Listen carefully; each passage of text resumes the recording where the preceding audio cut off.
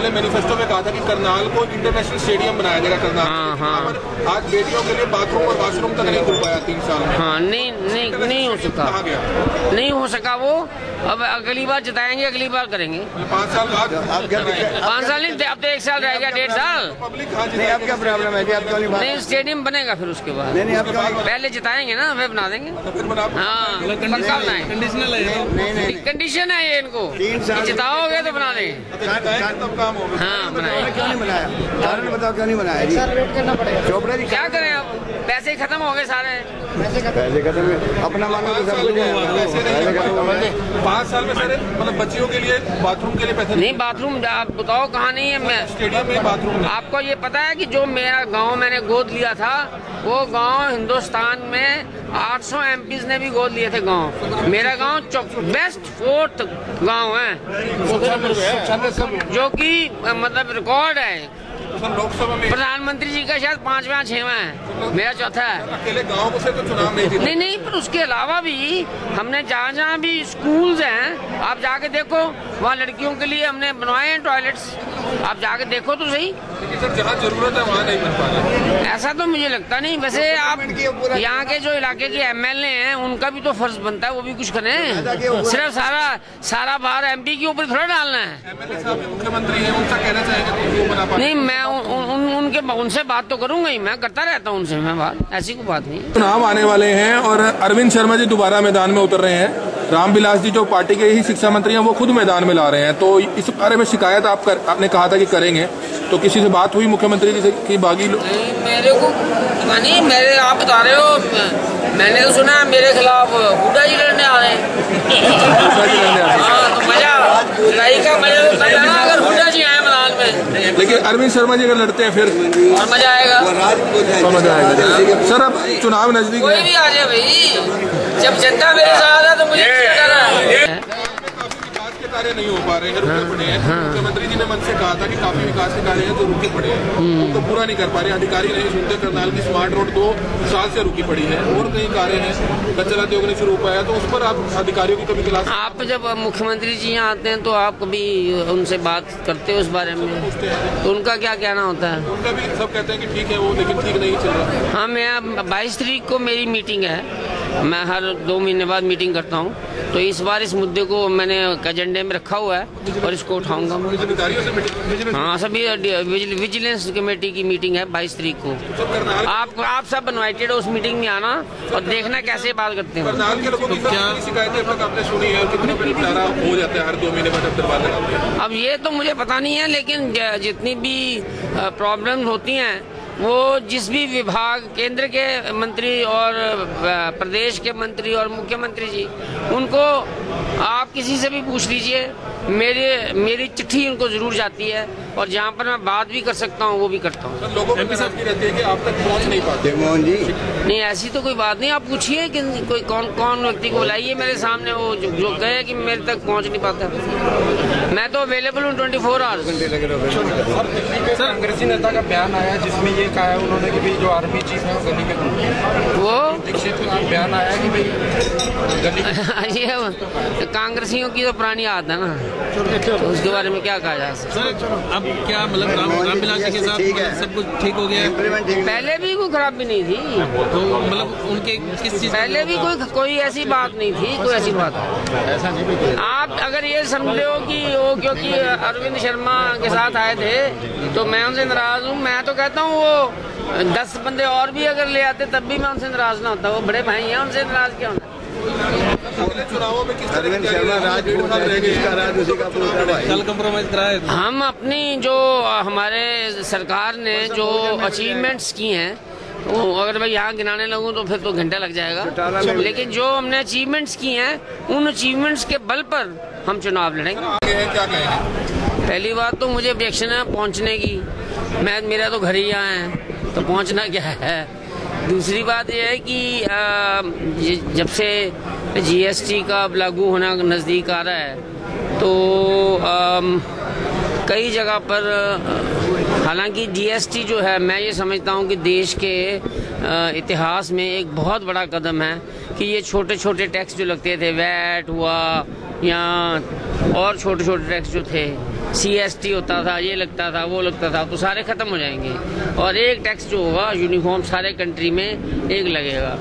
तो अभी लागू होना बाकी है, लागू होना है अभी, लेकिन उसके रिप्रिकॉशंस जो हैं वो अभी से नज़र आने शुरू हो गए हैं। और ना कि ये ख़ास तौर पे मुझे ठीक कह रहे हो आप, बुलाया गया या व्यापारियों ने मुझे बुलाया।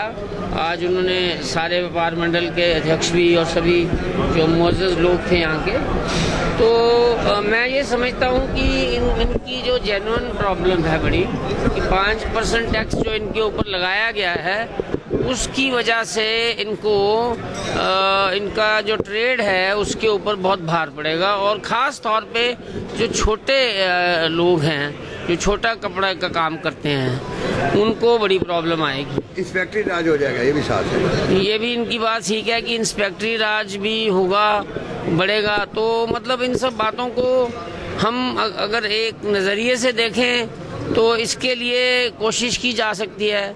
और मैंने इनका मेमोरेंडम जो उन्होंने मुझे दिया है वो मैंने ले लिया है, और मैं को पहली कोशिश तो करूँगा कि मैं वित्त मंत्री जी से मिलके उनको ये दूं और उनको बताऊं कि मैं ऐसे करनाल में मेरे व्यापार मंडल के लोगों के बीच ये ना केवल इनकी प्रॉब्लम होगी, ये तो बचा रहे हैं 11,000 करोड़ लोग जो हैं वो ऐसा काम करते हैं। तो अगर ऐसी बात है तो बहुत लोग इससे इफेक्ट हो सकते हैं।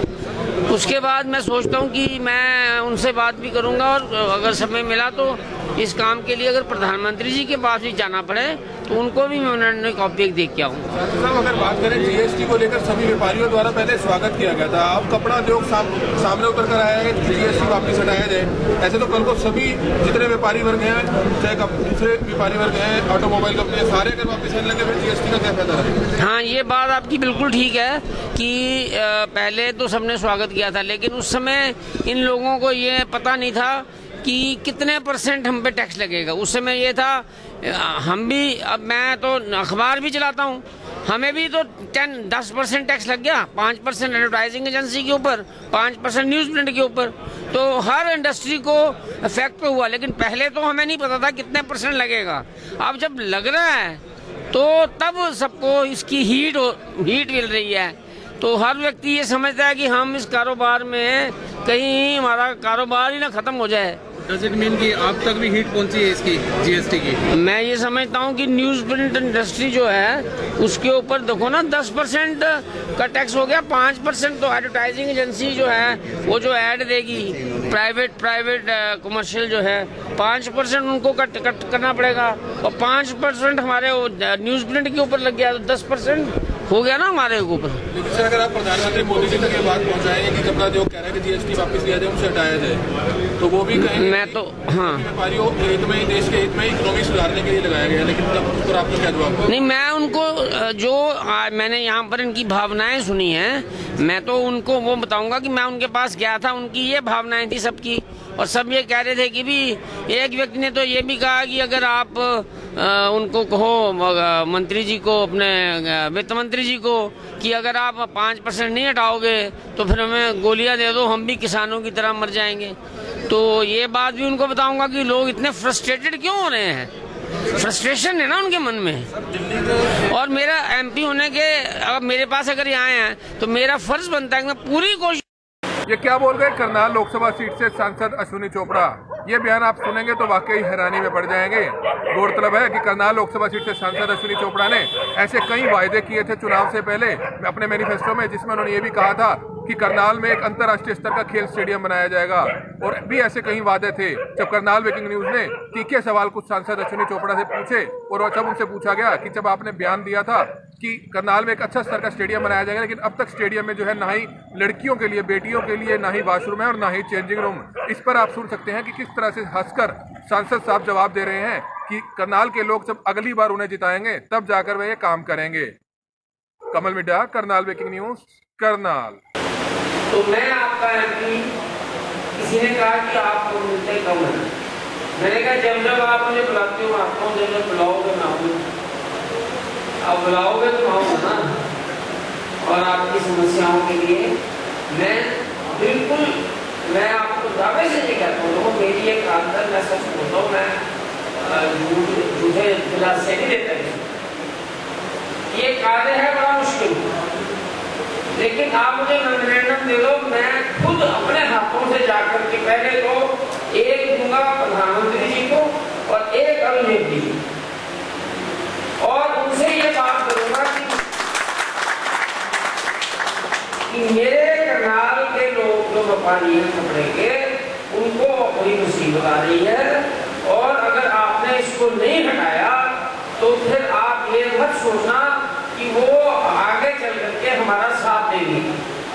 तो मुझे लगता है ऐसी बात कहने से शायद कुछ असर, क्योंकि मैं तो उनसे भी सीधी बात ऐसे ही करूंगा, क्योंकि मैं अपने जिन लोगों ने मुझे जिताया है इतने प्यार से, आप लोगों ने सबने मुझे जिताया है, तो मैं भी चाहूंगा कि मेरे मौका आने पर मैं भी कुछ ऐसा कार्य करूं जिससे कि आपके ऊपर आई हुई मुसीबत को ना किसी तरह से टाल सकूं। मेरी पूरी कोशिश रहेगी, और मैं ये भी कोशिश करूंगा, अभी तो मैं उनको दे के आऊंगा, और उनको फिर मैं ये भी सोच रहा हूँ कि एक तो बाई हैंड दूंगा और एक चिट्ठी लिख के आपको बुलाऊं, तो मैं अपनी तरफ से पूरी मेरी कोशिश होगी कि मैं आपको इस समस्या में से निकालने की कोशिश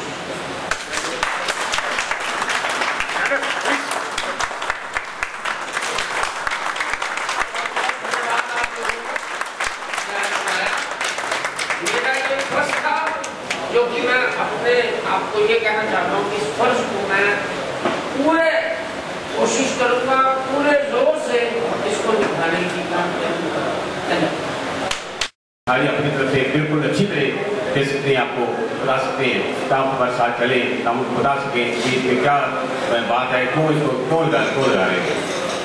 बारी आप सवाल करेंगे, आपसे बताएंगे आप। Thank you. अब ये तो इसमें गहराई से ये सोचना पड़ेगा, व्यापार कहीं हमारा डिस्टर्ब ना हो जाए, ये बेचारे ऊपर के कगार पर ना आ जाए तो बहुत दिक्कत। अब मैं रिक्वेस्ट करता हूँ कि तेजी से जो होलसेल मार्केट के प्रधान हैं वो कुछ ये रिक्वेस्ट करूँगा कि एक बार सारे मिलकर जोर से भारत माता की, भारत माता की। रिस्पेक्टेड बहन किरण चोपड़ा जी और रिस्पेक्टेड सारे मेरे व्यापारी भाइयों, जगमोहन जी हैं, शेर जी हैं, मैं सबका यहाँ पहुँचने पर मैं आपसे ये रिक्वेस्ट करूँगा कि इसको जल्द से जल्द इसको वापस कराया जाए। और एसोसिएशन बड़ौदा का प्रधान, मैं आप सबका यहाँ पे स्वागत करता हूँ। आदरणीय श्री आप लोग